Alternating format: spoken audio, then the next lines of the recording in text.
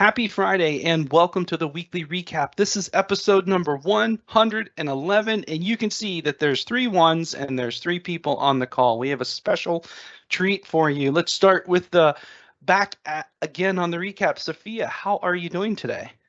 Hey, Rick, thanks for having me back. I'm doing well. We're here in Boston this week. We're all together. I don't know if you can tell from the green backgrounds behind all of us, but we're in the Boston office this week for a team meeting. We got to attend an IDC conference yesterday, so it's been great meeting more of the team, seeing Madi again, but it's really cold. Madi, this is cold. Are you doing okay with the cold? Hello, Rick. Hello, Safiya. It's great to be in Boston. I'm super excited to see the whole team today because we are here for a team building. As Safiya mentioned, we went for IDC Directions event yesterday. That was really interesting as well. But yeah, you know me. I'm not a huge fan of cold weather. So yeah, yesterday night we went for dinner and we walked 10 minutes and we were freezing. But yeah, it's a beautiful city. And as I said, I'm super excited to be here.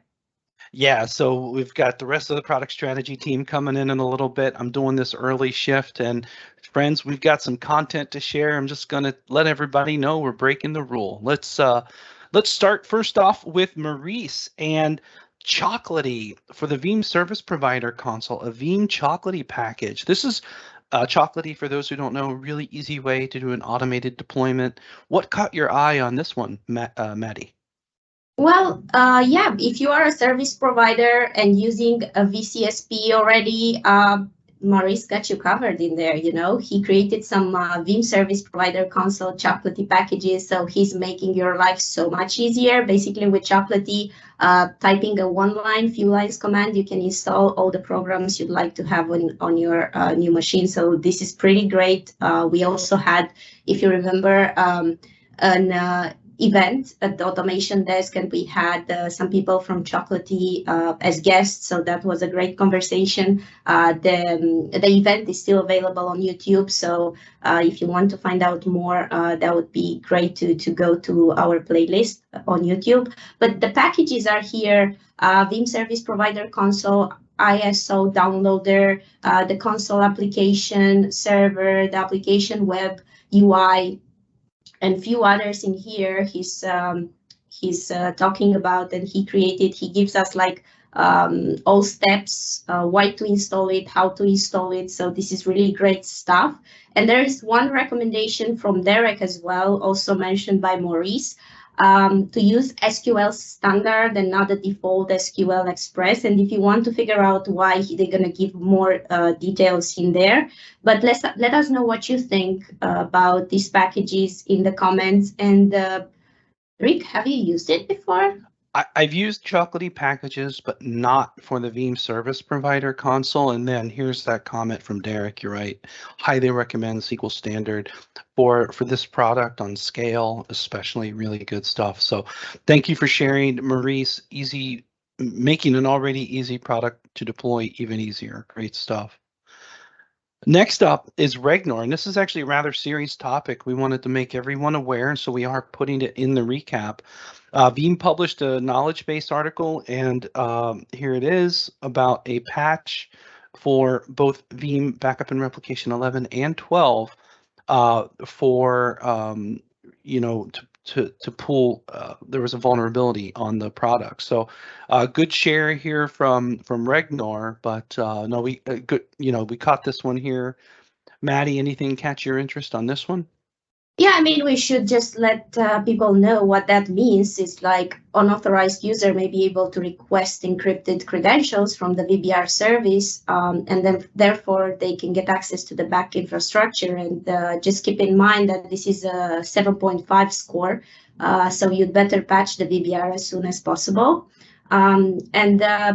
I think Ragnar is talking as well about a workaround. That's just a temporary workaround, and you can block access to TCP port 9401 on the VBR server. Yeah, there's one thing I wanted to actually move this article to cybersecurity, but then I got it why Ragnar decided to put it in discussion boards. He just wanted to reach more people as soon as possible. So yeah. Yeah, everybody needs to know, and it's also important to know that there's a different patch for V11 and V12. So we have these both linked in here. And I think if you, I'm myself living in V12, so if you go to both of them, you can definitely get updated with these KBs straight away. So thank you very much, Ragnar, for bringing these to our attention here on the community. So good stuff.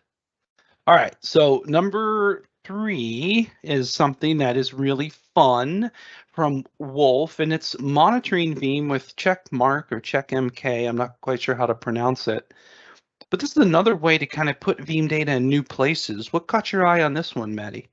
Well, first of all, the banner with Alfred, and let's just mention that Safiya has a special guest in there as well, right? That's right. Yeah, I have She has Alfred with me today. Hello, Alfred.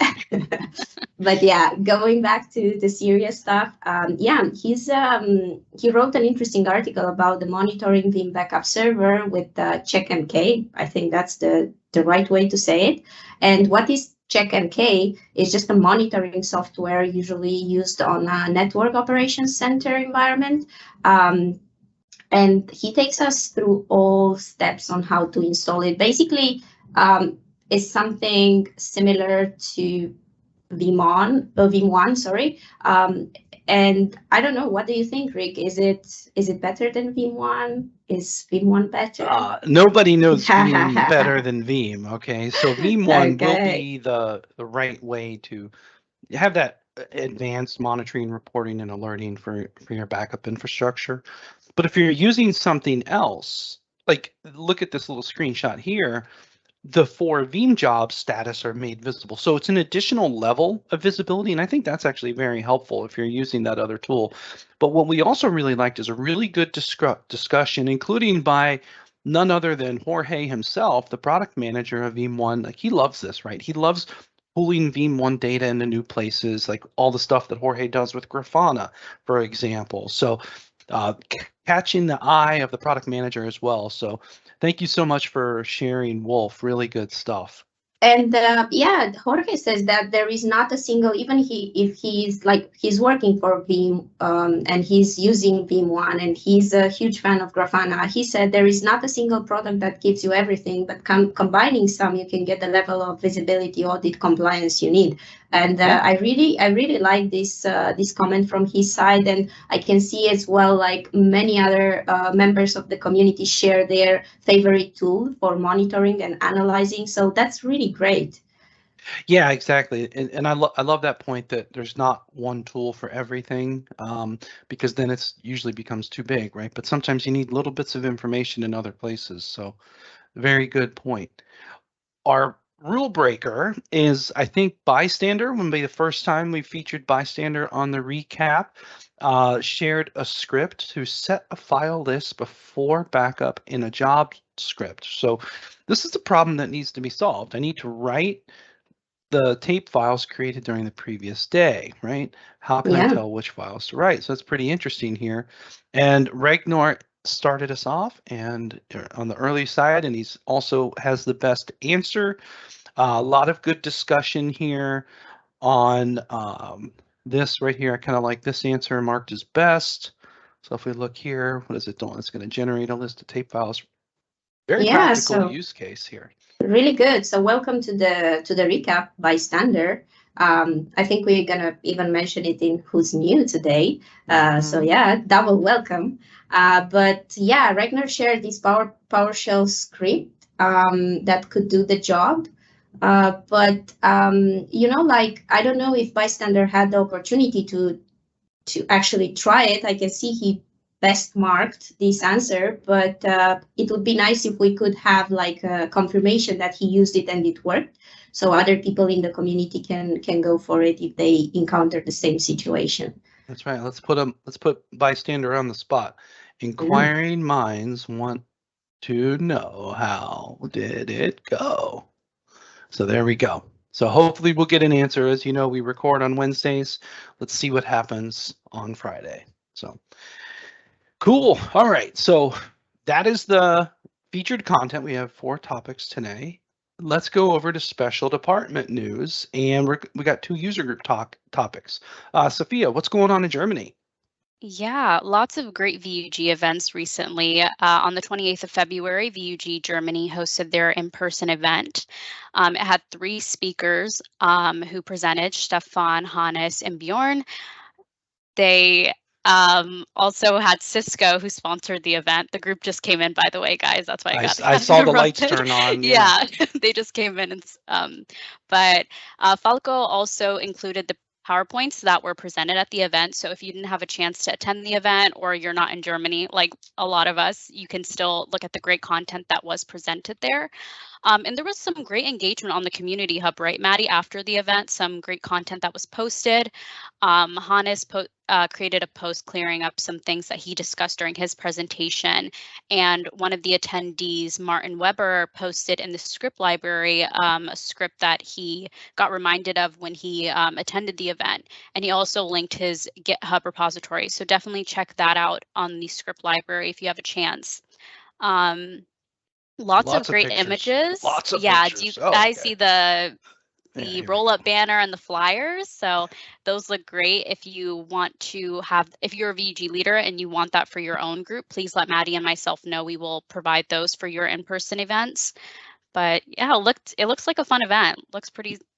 Looks Absolutely. legit. Yeah. Good stuff. You know, like, and it's so great to see that an in-person event, it brings so much engagement at the community hub. I think this is such a great best practice, you know, and look how many people attended. And some of them, they were not even in the Veeam user group at the community hub, but then they joined it after this event. So I absolutely loved this one. Really great job. So guys, Michael Melter, Falco, Tobias, great job in there. Stefan, he's one of the MVPs. Yeah. Yes. Good stuff. Yes. Good stuff. And it looks like Cisco provided the venue, the facility. Yes, they sponsored the event as well.